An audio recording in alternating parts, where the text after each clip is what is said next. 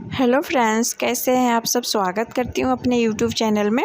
तो आज जो मैं कहानी सुनाने जा रही हूँ ना फ्रेंड्स, राजा और रानी की, जो एक सौतेली माँ पे कहानी है। सुनिएगा ज़रूर, बहुत ही दर्दनाक कहानी है।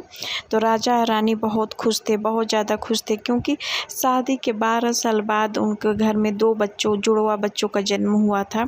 तो इतने ज़्यादा खुश थे कि पूछना ही नहीं है। राजा रानी बहुत खुश थे, बहुत कोशिश, बहुत मिन्नत, बहुत पूजा पाठ के बाद ये दोनों बच्चों का जन्म हुआ था। दोनों बच्चे धीरे धीरे बड़े होने लगे थे, लेकिन होने को कुछ और ही मंजूर था। जैसे ही धीरे धीरे दोनों बच्चे बड़े होते गए, रानी को बहुत बड़ी बीमारी हो गई और उस बीमारी में रानी नहीं रही।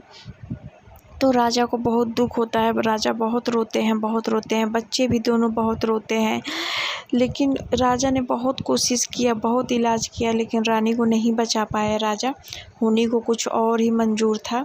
तो जब रानी इस दुनिया को छोड़ के चली जाती हैं, तो सभी लोग दूसरी शादी का सलाह देने लगते हैं कि बच्चे अभी छोटे हैं, दूसरी शादी कर लो, बच्चे अभी छोटे हैं।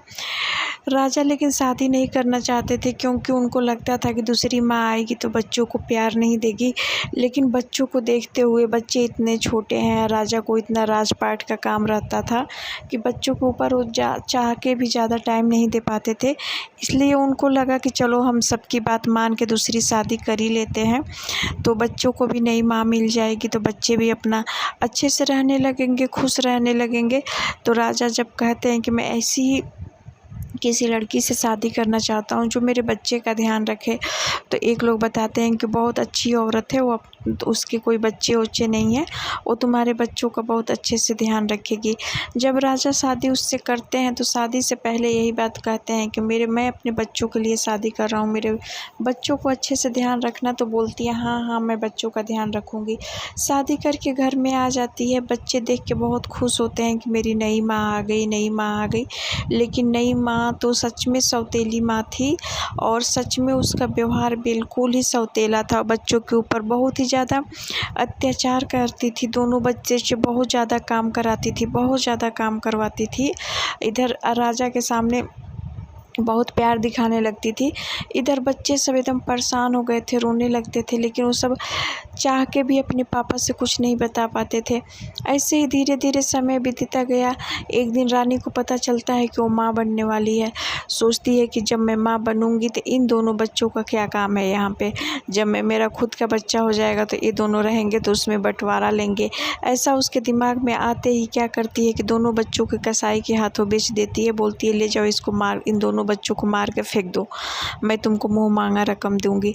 कसाई दोनों बच्चों को लेके तो चले जाता है, लेकिन उसके मन में दया आ जाती है कि इस दोनों बच्चे इतने मासूम हैं। तो वो क्या करता है कि जंगल में दोनों बच्चों को छोड़ के भाग जाता है। तो फिर उस थोड़ी दूर जाता है, फिर उसको बच्चों की याद आती है। सोचता है कि जंगल में मैं छोड़ूंगा, बच्चे को कोई जानवर ना खा जाए। फिर दोनों बच्चों को ले जाके एक मंदिर पे बैठा के आ जाता है। दोनों बच्चे जब रात होने लगती है तो खूब रोते हैं कि अब हम लोग कहाँ जाएं, घर कैसे जाएं, हम लोग तो घर का रास्ता भी नहीं जानते। फिर वो जब दोनों बच्चे को रोते हुए एक आदमी है जो पूजा करके जब घर जा रहा था, दोनों बच्चों को शाम हो गई है, दोनों बच्चे यहाँ पे बैठ के रो रहे हैं। ऐसा देख के जब बच्चों से पूछता हो कि तुम लोग कौन हो और यहाँ पे बैठ के क्यों रो रहे हो, तो बच्चे अपनी सारी बातें बताते हैं कि मेरे पापा दूसरी शादी कर लिए हैं, लेकिन इसमें पापा की कोई गलती नहीं है, पापा कुछ नहीं जानते हैं। लेकिन दोनों माँ हम लोग को बहुत मारती थी, बहुत काम कराती थी, हम लोग सारा काम करते थे, फिर भी हम लोग को लगा कि माँ हो सकता है धीरे धीरे हम लोग को प्यार करने लगे। लेकिन प्यार कहाँ से करेगी माँ, हम लोग को किसी कसाई के हाथ बेच दी, जो कसाई तो बहुत अच्छा था कि हम लोग को मंदिर पे छोड़ के चला गया। जब ये बात उस इंसान को पता चलता है, तो राहुल नाम रहता है, और राहुल इतना ज़्यादा परेशान हो जाता है कि दोनों बच्चों को अपनी बीवी के पास लेके जाता है और कहता है कि देखो इतने साल हो गए ना हम लोग के शादी को, भगवान ने कोई बच्चा नहीं दिया था, ये दोनों कितने मासूम हैं, ये राजा रानी के बेटे हैं, किसी राजा के बेटे हैं, लेकिन इतना ये सब नहीं बता पा रहे हैं किस गांव के हैं, क्या है, क्योंकि अभी बहुत छोटे हैं। इसकी सौतेली माँ इन दोनों के ऊपर बहुत अत्याचार करती है, इसलिए हम इस दोनों बच्चों को लेके आ गए हैं। तो जब राहुल की बीवी ये बात सुनती है तो बहुत खुश होती है, बोलती है कि हम लोग इसका पालन पोषण करेंगे, अच्छे से पढ़ाई लिखाई कराएंगे, ये हमारा बच्चा है। इधर राजा जब भी रानी से बच्चे के बारे में पूछते हैं तो कुछ नहीं बताती हैं और राजा बहुत रोते हैं, अपनी बीबी रानी को याद करते हैं, सोचते हैं कि मैं क्या जवाब दूंगा कि मैं बच्चे का देख रेख नहीं कर पाया। जब भी वो राजा रानी से पूछते हैं कि दोनों बच्चे कहाँ गए, दोनों बच्चे कहाँ गए, तो खूब गुस्सा आ जाती है, चिल्लाने लगती है, बोलती है अब तो अपना बच्चा आने वाला है, क्या उन दोनों बच्चों को पीछे पड़े, मुझे क्या मालूम, वो सब थे ही बदमाश, कहीं भाग गए होंगे। राजा समझ जाते हैं कि रानी का हो ना हो कोई चाल है, हमारे दोनों बच्चों को गायब करा दी है। राजा बहुत रोते हैं, बहुत रोते हैं, उनको समझ में नहीं आता है वो क्या करें, बहुत पता लगवाते हैं लेकिन दोनों बच्चों का पता नहीं चलता है। उधर दोनों बच्चे अच्छे से पढ़ाई लिखाई करने लगते हैं और दोनों बच्चे धीरे धीरे बड़े होने लगते हैं, कॉलेज में चले जाते हैं। इधर राजा भी समय के साथ साथ एजेड बूढ़े होते जाते हैं, लेकिन बच्चों की उनको मोह नहीं जाती, वो इतना रोते हैं, इतना रोते हैं कि उनके आँखों से कम दिखने लगता है, लेकिन हमेशा वो अपने दोनों बच्चों को ही याद करते रहते हैं। इधर रानी भी बुढ़ी होने लगती है। राजा रानी का जो बेटा होता है, उसका राजा रानी ने उसका नाम रखी थी वीर।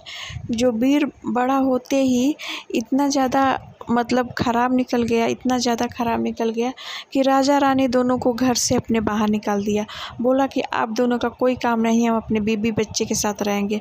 अब राजा रानी मजबूरी में घर के पास ही एक घर बनवा के रह रहे थे, लेकिन उनके पास ना कोई सुविधा था ना कुछ। राजा पूरा उनका लड़का राजपाट संभाल लिया था।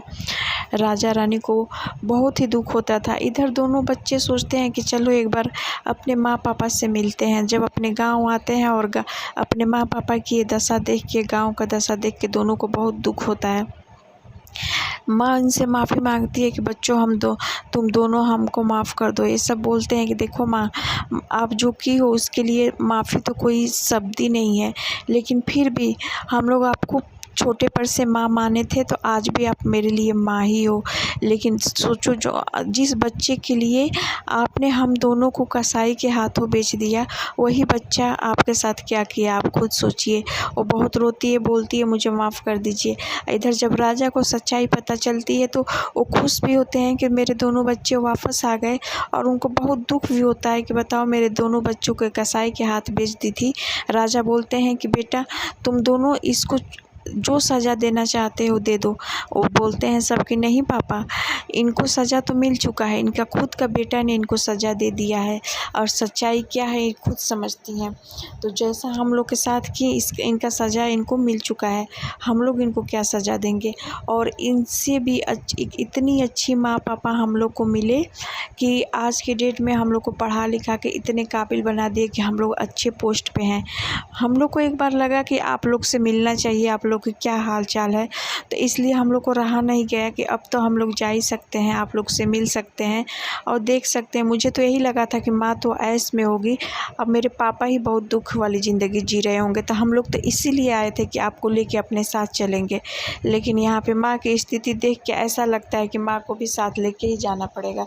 उसके पापा बोलते हैं कि राजा बोलते हैं कि नहीं बेटा, इसको इसी नरक वाली ज़िंदगी में रहने दो, इसकी यही सज़ा है। वो दोनों बच्चे बोलते हैं नहीं पापा रहने दो, इनको जो सज़ा मिलनी थी मिल चुकी है। तो आपको मेरी कहानी कैसी लगी फ्रेंड्स, कमेंट